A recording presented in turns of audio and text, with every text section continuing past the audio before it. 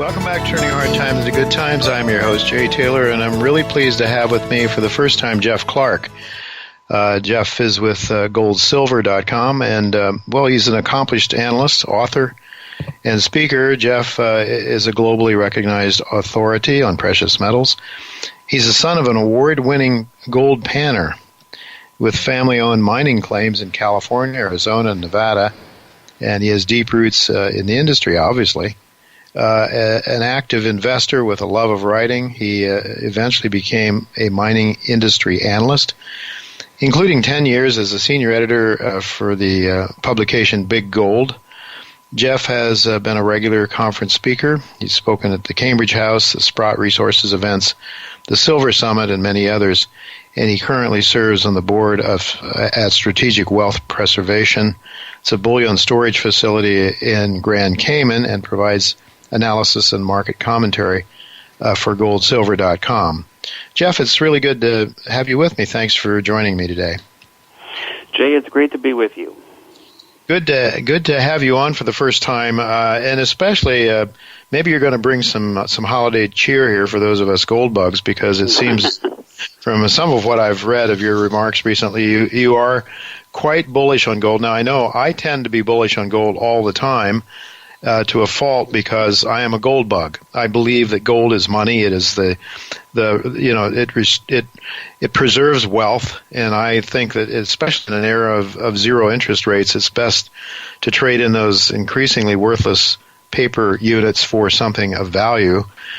So I tend to not be as clever as I should be sometimes in the downturns, and I'm always there for the upturns, but sometimes I miss those horrendous corrections that, well, if you had the insight to sell at the top and buy somewhere closer to the bottom, you'd be an awful lot better off. But you're telling me, if I understand what you've been writing, you're pretty bullish on things right now, right?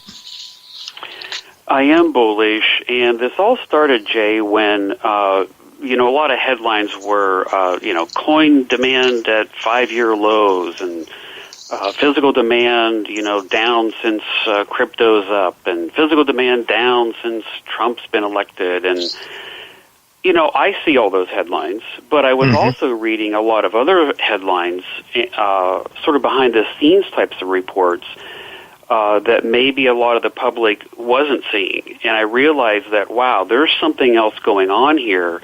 And, yes, it has made me remain very bullish on gold and silver, to the point where I think that they are going to be the next big bubble after cryptos. So I wrote this article, and put all these headlines together, and just reading through them all just is really quite astounding, because it's really it has a bullish message. Yeah, so that's what sorry. So that's what I want to talk to you about. Your article written on November 17th, titled "These Headlines Say Gold is Building a Base for Something Big."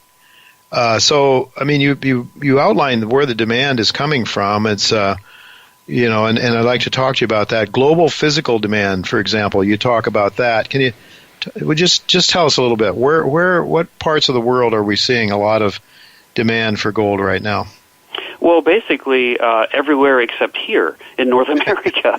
So you do have some mints in Australia, such as Perth, that are seeing lower demand as well. But Chinese coin and bar demand, for example, just had its second highest volume on record last quarter, meaning Q3, ever. Coin and bar demand in Turkey is 3 times higher than it was last year. The central bank in Turkey has bought so much gold in their reserves that this year they will set a record. They probably already have, but as of October, it was matching the highest on record. It was just below it. It's by the end of the year, they'll have bought more gold for their reserves than any other year in history. South Korea demand has jumped. Central bank demand beyond just Turkey has also jumped in many other countries. So, that's a different message than the one that we hear from, the typical Bloomberg article, and I'm not picking on them, but it says, coin demand in North America is down. It is, but there's obviously something else happening in terms of demand, and that's just the physical demand. On the, on the paper side, There's actually ETF holdings globally for gold are up 17% year to date, and the price is only up 10%, maybe 9% as you and I talked today. So clearly there's a lot of buying going on by parties other than just the typical gold bug in North America that's trying to accumulate ounces. Yeah, that's it would seem so. Central bank demand. Well, I'd like to ask you where you think why some of these things are happening, but let's talk a little bit about central bank demand. Which central banks in particular are really accumulating on a lot of gold? Well, I think your audience probably knows that, and that Russia has been just hoarding gold like crazy. Turkey, like I mentioned, is setting records in terms of how much gold they're buying for their reserves. We don't know how much China is buying, and some of their official reports show that their buying is basically flat in terms of central bank buying. But I agree with Jim Rickards on that. I think it's probably a lot higher than what's being officially reported. Some of the STAN countries, if you will, have been buying a lot of gold. Indonesia, Mongolia, Qatar, South Korea is buying a lot of gold. And this is just central bank demand. So we're just talking about how much central bankers in those countries see the need to continue to denominate a portion, if not a large portion, of their reserves in physical bullion. But this would be physical demand, would it not? Or movement from one central bank to the next, perhaps. Yeah. And again, the point I was trying to make with this headline was that the headlines that you're seeing about low demand for gold eagles in America, well, it is down, but that's just a very small part of the market. North America is only 9% of the physical demand market globally. So, what happens here has much less of an impact on global demand than what's happening elsewhere. How much do you think might be, I mean, certainly there's a lot of other places to put your money and get rich faster at the moment than gold. It's from a U.S. point of view anyway. The equity markets are on a tear. Never mind Bitcoin and some of the blockchain instruments are just going nuts. Certainly the people that are looking to get rich quick would be, the momentum traders would be going with the things that are working, right? Is that part of the reason that demand is so low in the U.S., do you think? Yeah, I mean, I'm asked this all the time, when is gold going to take off? How much longer we have to just stay here in the doldrums, And I think the answer is, in general terms, well, as long as the stock market continues to go up, as long as there's no blow-up geopolitically, as long as cryptos continue to make all the headlines and their prices continue to go higher and higher, as long as there's no recession or any other type of crisis, then gold probably is going to remain dormant. But none of those things are going to last forever. In fact, like I said, I think gold and silver are going to be the next big bubble because of all the things that are out there. Just in preparation for this interview, I started looking at other headlines, and let me just tell you just a few of them. Sure. So this is a quote from Janet Yellen. She's the top central banker in the United States. She said, "I would simply say that I'm very worried about the sustainability of the U.S. debt trajectory. It's the type of thing that," and again, this is Janet Yellen saying this. Yeah. "It's the type of thing that should keep people awake at night." Well, any discerning investor, would hear that from their central banker, the top person who would know better, arguably, than anybody else. Maybe I should make some, preparations for, some kind of fall up there, and maybe those preparations should involve some gold. I'm wondering. NATO Supreme Allied Commander. Our report shows a higher risk of major interstate war now than at any time since 2003. We see a considerable increase in the risk of a major interstate conflict. Yeah. What asset does well in that? The Case-Shiller National Home Price Index has surpassed the July 2006 housing bubble by almost 6%. We all know what happened after that. Goldman Sachs, the global market cap of stocks is about to hit $100 trillion. A bull market of this length, nearly 9 years, was last seen just before the Great Depression. The bull market and everything is about to come to an end, and we face either a slow pain or a fast pain in the equity markets. Here's one from Jeff Christian of CPM Group, who, by the way, is very conservative and not prone to making, outlandish or even bold statements. The risks of financial problems today are greater than they have ever been at any time since World War II, including the period of 2008-2009. I mean, Jay, I could keep going on. Those are all just in the past 7 days. Yeah, and those are people that are pretty mainstream people that aren't prone to, to outlandish statements. But I have to wonder if Janet Yellen might not be talking a little bit more like that now that she's leaving. Anyway, I didn't hear her make such. Yeah. When she was running, she's going to be leaving, so maybe she's sort of being a bit more honest now about things. That's exactly my reaction. Now that she is leaving, well, maybe she can be a little bit more honest in her statement. So yeah, we certainly saw that with Greenspan. He, after he left, he's been quite honest about things. Right, exactly. I think we have the same thing here. Yeah. Well, there's some other things, very interesting things you pointed out in your article as well. Technology demand is growing now, but I think, I always think in terms more of Jeff. I always think more in terms of gold and to a lesser degree silver as monetary assets, monetary metals, and I can't believe that technology would drive the demand side for gold very much, would it? Very marginally, probably. No, it doesn't. You're correct. Now, for silver, that's not necessarily the case. It does drive that market quite a bit because industrial demand for silver has really grown, a lot in the past decade or two. But for gold, the interesting shift there is that technology demand for gold has been down on a net basis for about 6 years in a row, and now this year in 2017, it's actually rising. So you have a rising demand for technological uses of gold. But yeah, you're right. That's a small thing. But again, it wasn't widely reported, and we are going to have an issue in the gold and silver market with new supply. It is going to start a long-term decline. I mean, there's virtually no analyst report out there that says anything otherwise. We're at least a temporary point of peak gold. Whether it's a long-term peak or not, it remains to be seen. But we're at a temporary peak where new supply coming into the market is going to decline.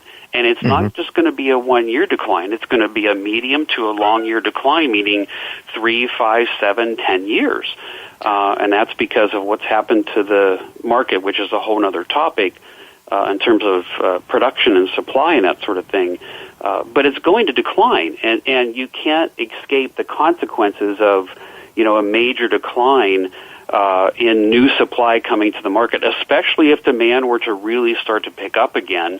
And, of course, we know from history that demand does pick up in times of crisis. So with all the elevated risks that are out there right now, I think some type of crisis is inevitable, maybe even a series of crises. That's what Mike Maloney believes. And that's going to push demand much higher right at the time when new supply coming to the market is falling.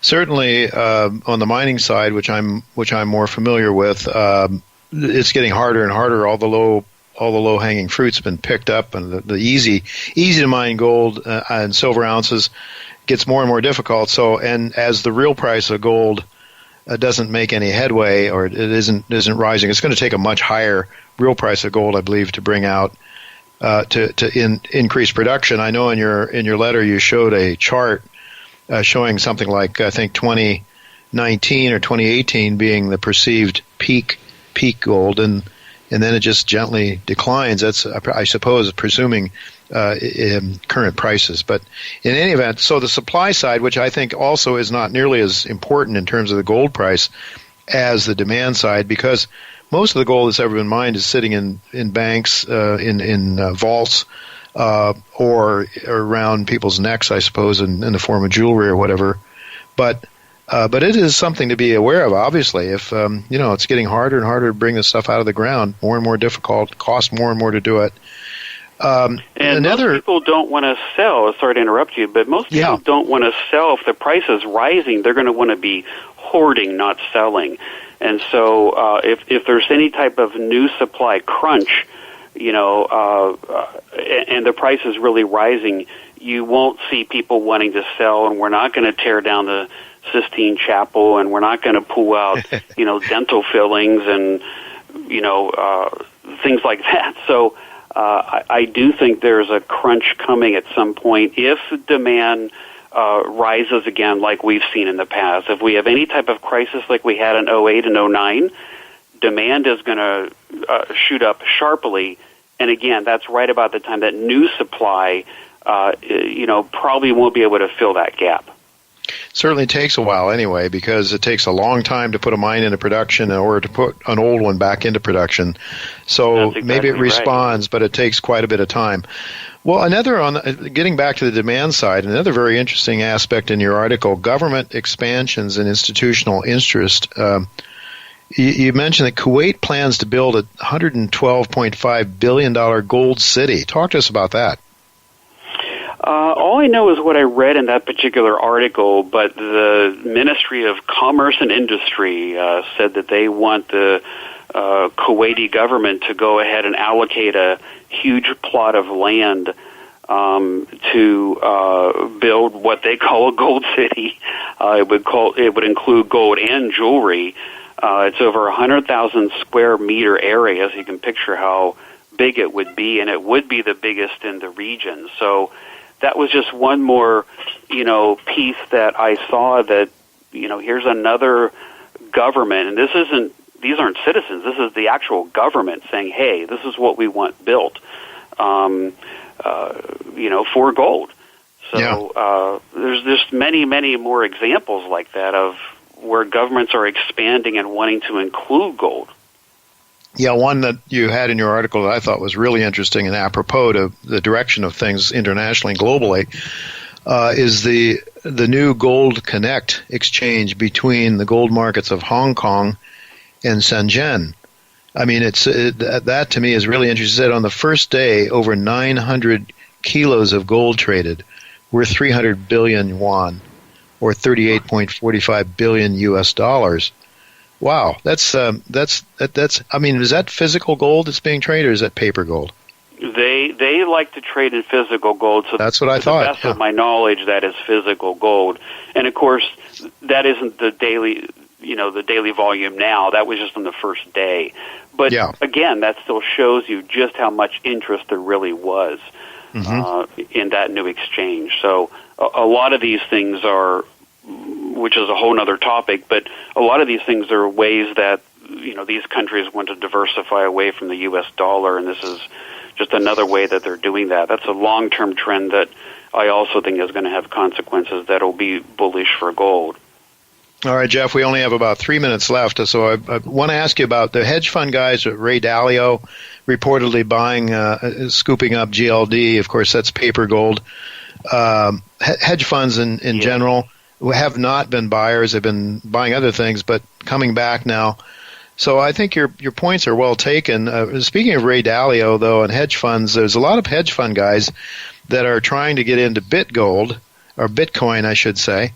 And I know that Gold Money has set up an establishment, a way to they're actually trying to marry the two to bring in the the Bitcoin people in under their roof so they can buy gold and so forth.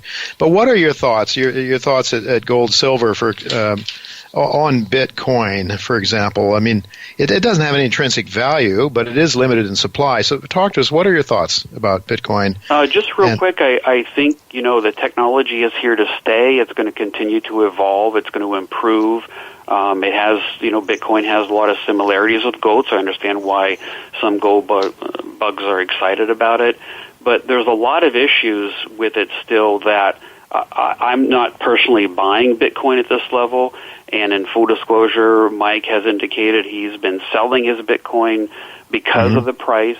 and how high it is, and buying gold and silver with it, which are undervalued.